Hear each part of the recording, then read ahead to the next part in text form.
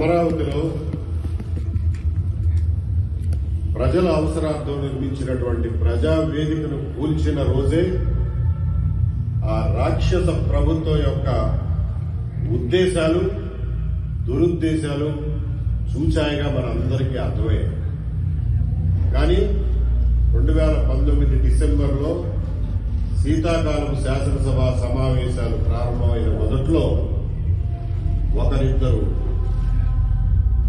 ఉత్తరాంధ్ర నాయకులతో మాట్లాడించిన మాటలు అమరావతికి ముంచుకొస్తున్న ప్రమాదానికి గంటికల్లాగా అందరికీ అర్థమైంది. రాష్ట్రం అంటే అమరావతి కాదు, రాష్ట్రం అంటే అన్ని ప్రాంతాల సమాన అభివృద్ధి జరగాలి అని చెప్పి చాలా నిగూఢమైన అర్థాలతో వాళ్ళకి ఇచ్చినటువంటి టెక్స్ట్ చదివిన మంత్రుల మాటలు విన్న రోజున అమరావతికి ఏదో కీడు శంకించడం జరిగింది. దాన్ని 2 రోజుల్లో ఆనాటి ముఖ్యమంత్రి ప్రసంగం ద్వారా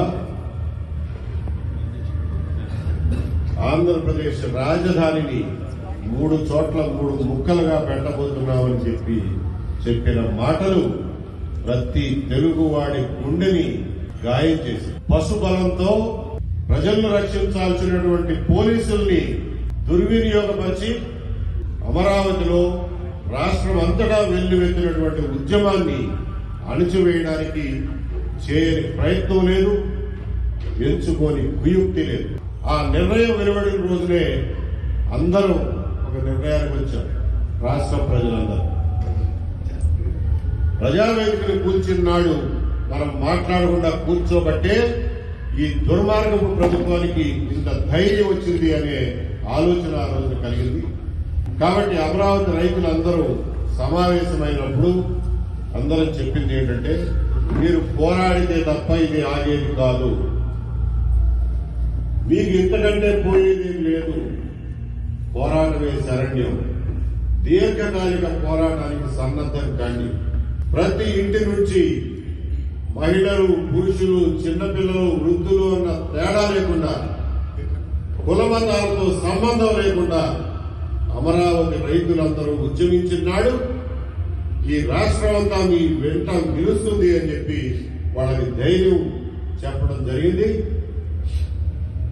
అన్నట్లుగానే రాష్ట్రం మొత్తం మాత్రమే కాదు, ప్రపంచంలో ఉన్నటువంటి తెలుగు వారందరూ, అలాగే ముఖ్యంగా అమెరికాలో ఉన్నటువంటి ఎన్ఆర్ఐలు వాళ్ళకి చేదోడు వాదోడుగా ఉండి న్యాయపరమైనటువంటి సహాయం చేయడానికి కానీ, దానికి అయినటువంటి ఖర్చులు భరించడానికి కానీ ఉదారంగా ముందుకొచ్చి వాళ్ళని వెంట ఉండి నడిపించారు. కాబట్టి మీ అందరి ప్రోత్సాహం, మీ అందరూ వెన్ను తట్టి నిలబడ్డారు. కాబట్టి అమరావతి రైతులు అన్ని రోజులు పోరాటం చేయగలిగారు అనేది కూడా మనందరం. మీ సహాయ సహకారాలు, మీ మోరల్ సపోర్ట్ లేకుండా ఆ ఉద్యమం అన్ని రోజులు చేయడం కూడా సాధ్యపడేది కాదు.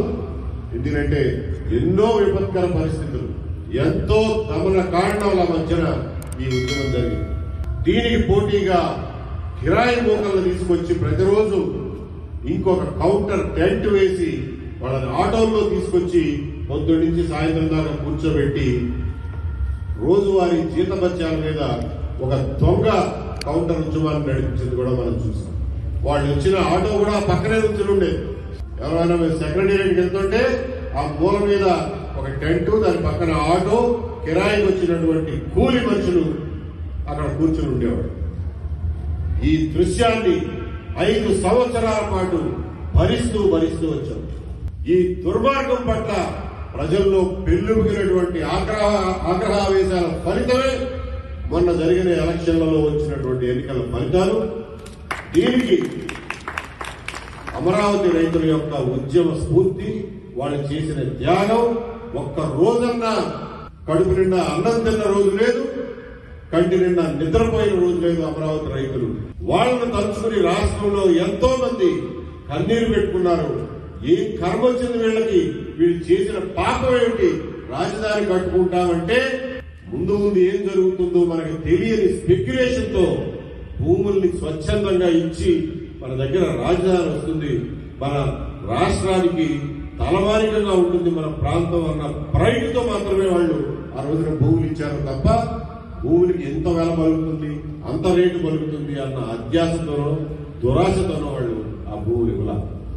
వాళ్ళకి కౌలు కూడా డబ్బులు కూడా ఇవ్వకుండా వాళ్ళ నోటి దగ్గర కూడు లేకుండా చేసినటువంటి ఆ దుర్మార్గపు ప్రభుత్వం మళ్లీ ఆంధ్రప్రదేశ్ వైపు పొడ సోపుకూడదని చెప్పి నాలాంటి వాళ్ళందరూ నెవర్ జగన్ నెవర్ అగైన్ అని చెప్పి నినాదంతో ఈ రోజున ప్రజాక్షేత్రంలో వెళ్తున్నాం. ఏ ఉద్యమ స్ఫూర్తితో అయితే అమరావతిని తిరిగి సాధించుకున్నామో అదే ఉద్యమ స్ఫూర్తితో ఈ దుర్మార్గుల్ని మళ్ళా ప్రభుత్వానికి పరిపాలనకి దరిదాపుల్లోకి రాకుండా చేయాల్సినటువంటి అవసరం ఉంది. ఆ మంట ఆ కసి మన గుండెల్లో ఎప్పటికీ ఉండాలని చెప్పి కోరుకుంటూ ఈ అమరావతి ఉద్యమంలో బాలకోటయ్య గారు పోషించినటువంటి పాత్ర అమోఘమైనది. ఆయన ఎంతో హంబుల్ బ్యాక్గ్రౌండ్ నుంచి వచ్చారు. ఆయనకి ఏమి వెనకేసుకున్న ఆస్తులు లేవు, తల్లి తాపతండ్రుల నుంచి వచ్చినటువంటి ఆస్తులు ఏమి లేవు. అయినప్పటికీ కూడా ఏ పూటకు ఆ పూట జీవనం వెతుక్కుంటూ అమరావతి రైతుల తరఫున నిలబడటమే కాకుండా అనేక వేదికల మీద అమరావతి రైతుల యొక్క అత్యంత ఉత్తేజకరమైన గొంతుగా ఆయన 5 సంవత్సరాలు పనిచేశారు. ఇవాళకి కూడా అమరావతిని పరిరక్షించడంలో అమరావతి మీద ఇవాళకి కాలు కూతలు పూసే కుక్కలకి సమాధానం చెప్పడంలో ముందుంటారు. బాలకోటయ్య గారు ఈ అమరావతి ఉద్యమం తన కోసం తాను తయారు చేసుకున్నటువంటి ఉద్యమ నేత. ఆయన మనందరికీ గర్వకారణం. మా కృష్ణా జిల్లా వాసి అయినందుకు మా అందరికీ ఇంకా గర్వకారణం. వారు ఈ రోజున వారి అనుభవాల్ని పుస్తక రూపంలో తెచ్చినందుకు వారిని అభినందిస్తూ మళ్లీ ఒక్కసారి మీ అందరినీ అమరావతికి జరిగిన అన్యాయం చేసిన వాళ్ళని ఎప్పటికీ మర్చిపోవద్దు, ఎప్పటికీ క్షమించొద్దు, ఎప్పటికీ మళ్ళా తిరిగి ఆ పావులకి పాలు పోయొద్దు అని చెప్పి మీ అందరికీ సవినయంగా మనవి చేసుకుంటూ సెలవు తీసుకుంటారు. జై హింద్.